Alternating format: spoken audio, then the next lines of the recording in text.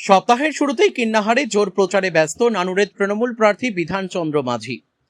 বিধানসভা নির্বাচনকে সামনে রেখে সপ্তাহের শুরুতেই সোমবার সকাল থেকে দুপুর পর্যন্ত কিন্নাহার গ্রাম জুড়ে নানুরের তৃণমূল প্রার্থী বিধানচন্দ্র মাঝি করলেন নির্বাচনী প্রচার ও জনসংযোগ কর্মসূচি।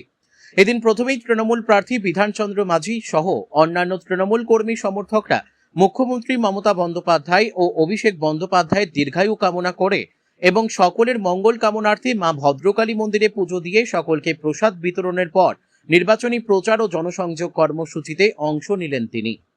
পুজো শেষে সংশ্লিষ্ট মন্দির চত্বর থেকেই ঢাকঢোল বাজিয়ে ও মাঝি নাচের মধ্য দিয়ে নির্বাচনী প্রচার ও জনসংযোগ কর্মসূচিতে অংশ নিলেন নানুরের তৃণমূল প্রার্থী বিধানচন্দ্র মাঝি।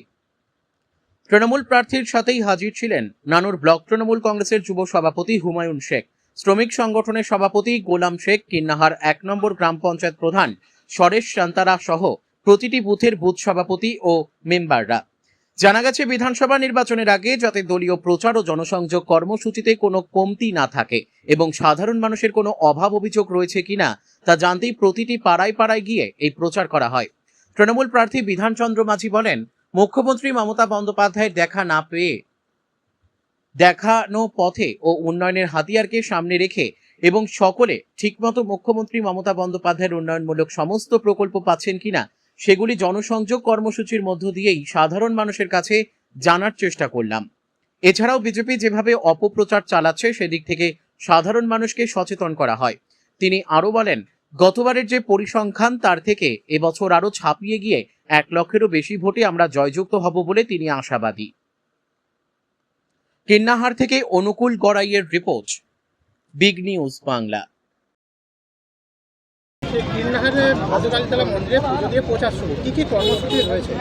দেখুন, আমরা এই কিন্নাহারে যে 4টে অঞ্চল আছে এদিকে যখনই প্রচার আসে আমরা কিন্তু এখানে ভদ্রকালী মায়ের মন্দিরে পুজো দিয়ে শুরু করি।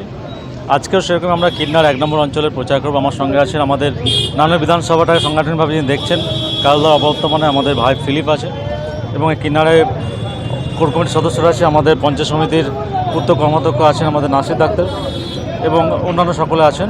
আমরা আজকে কিন্নাহার 1 নম্বর অঞ্চলে প্রচারটা শুরু করব। সারাদিন আমরা মানুষের দরজা দরজায় যাব বিভিন্ন বুথে এবং সেখানে মমতা বন্দ্যোপাধ্যায় উন্নয়নের যে সুবিধাগুলো সেগুলো কারা কারা পেয়েছেন কারা পাননি সেগুলো দেখব এবং বিজেপি যে অপপ্রচার তার বিরুদ্ধে মানুষকে সচেতন করব। হাতে গোনা আর মাত্র কয়েকটা দিন নির্বাচনের অপেক্ষা, তার আগে প্রচারে কীরকম জোর রয়েছে? দেখুন, আমাদের উৎসাহ সবসময় আছে। আপনারা জানেন যে গত কয়েকদিন আগে যে আমাদের মমতা বন্দ্যোপাধ্যায় এসেছিলেন সেখানে মানুষের ঢল নেমেছিল, প্রায় 1 লক্ষের উপর মানুষ হাজির হয়েছিল।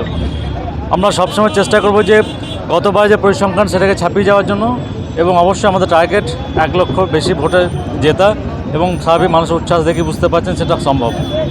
আপনার যারা নানুর বিধানসভার এলাকায় যারা বিরোধী দল রয়েছে, সিপিএম, বিজেপি, জনতা উন্নয়ন পার্টি, এদেরকে কি বার্তা দেবেন? দেখুন, আমরা কোনো বিরোধী দল নিয়ে কথা বলবো না, তারা তাদের নিজেদের মতো করে প্রচার করছে। আমরা আমাদের কথা বলবো। আমরা সবসময় বলেছি যে আমাদের লক্ষ্য হচ্ছে গতবারে যে নির্বাচনে যে ফলাফল তার সেটাকে ছাপিয়ে যাওয়া এবং সেটা আপনারা 4 তারিখে সেটা প্রমাণ পাবেন।